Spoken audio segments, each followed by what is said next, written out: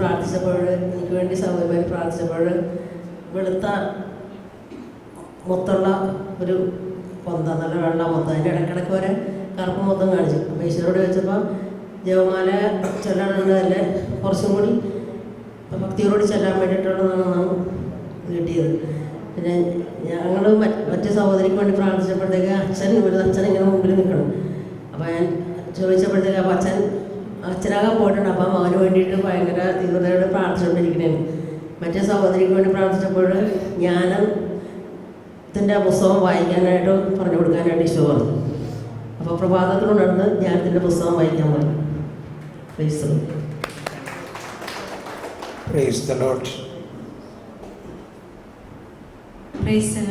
ഞങ്ങളുടെ ഗ്രൂപ്പിൽ പ്രാർത്ഥിച്ചുകൊണ്ടിരുന്നപ്പോഴത്തേക്കും ഒരു വ്യക്തിക്ക് വേണ്ടി പ്രാർത്ഥിച്ചപ്പോഴത്തേക്കും വലത്തെ സൈഡിൽ ഒരു ഭാരം ഇങ്ങനെ തള്ളണ പോലെ.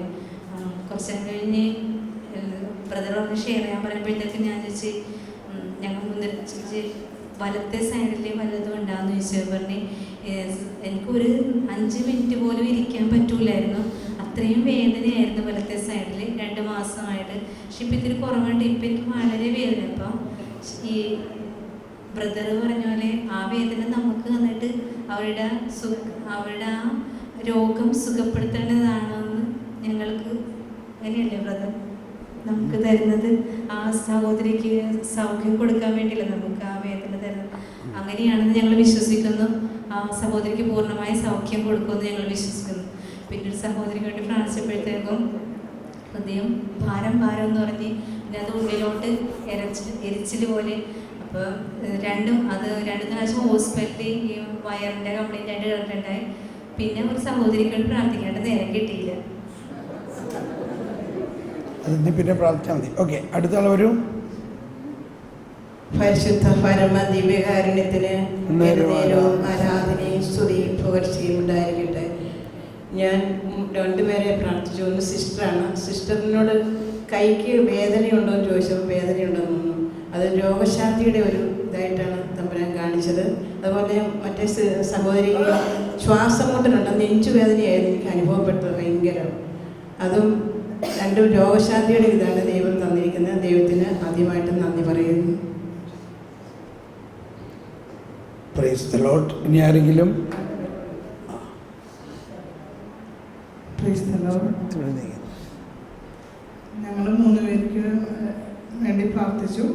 അതിൽ ഒരു സഹോദരിക്ക് വേണ്ടി പ്രാർത്ഥിച്ചപ്പോൾ LLP എന്ന് കാണിച്ചു തന്നു.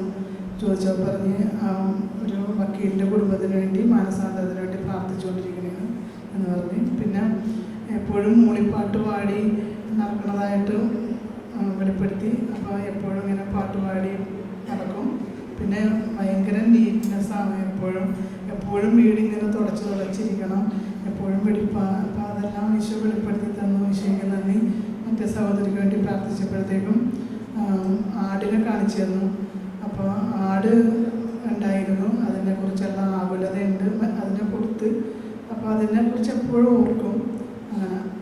പിന്നെ എന്നെക്കുറിച്ച് അവർ പ്രാർത്ഥിച്ചപ്പോഴത്തേക്കും കുടുംബത്തിന് വേണ്ടി പ്രാർത്ഥിക്കാൻ മാത്രം കിട്ടിയുള്ളൂ. Praise the Lord. കൈയടിച്ചു നോക്കാൻ നന്ദി പറയാം.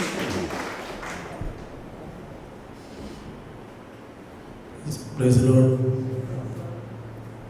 ഞങ്ങളുടെ ഗ്രൂപ്പിൽ ഒരു ബ്രദറിന് വേണ്ടി പ്രാർത്ഥിച്ചപ്പോൾ ആ ബ്രദറിൻ്റെ ചോദിച്ചു മേരി എന്ന് പറയുന്ന ആരാണോ, വൈഫാണെന്ന് പറഞ്ഞു.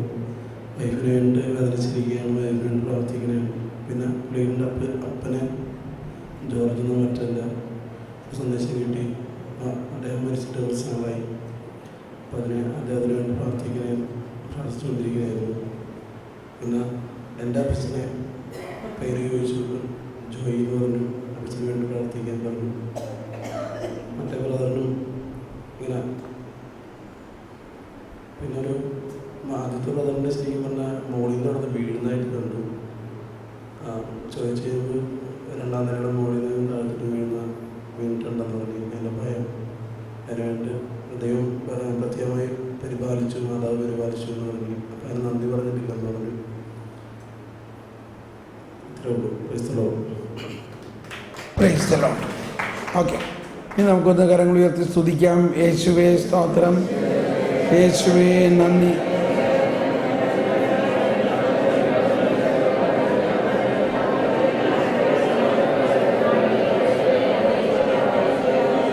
Praise the Lord.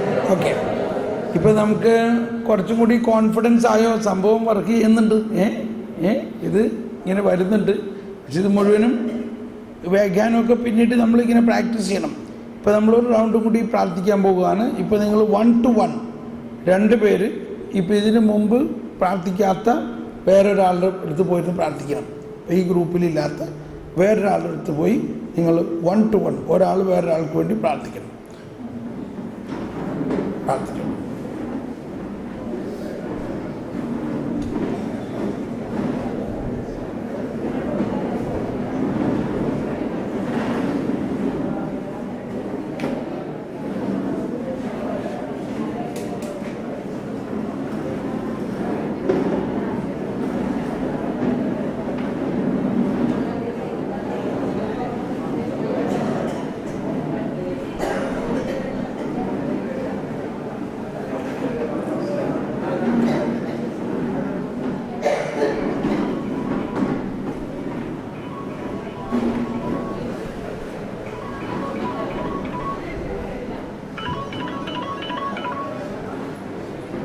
Hello hello,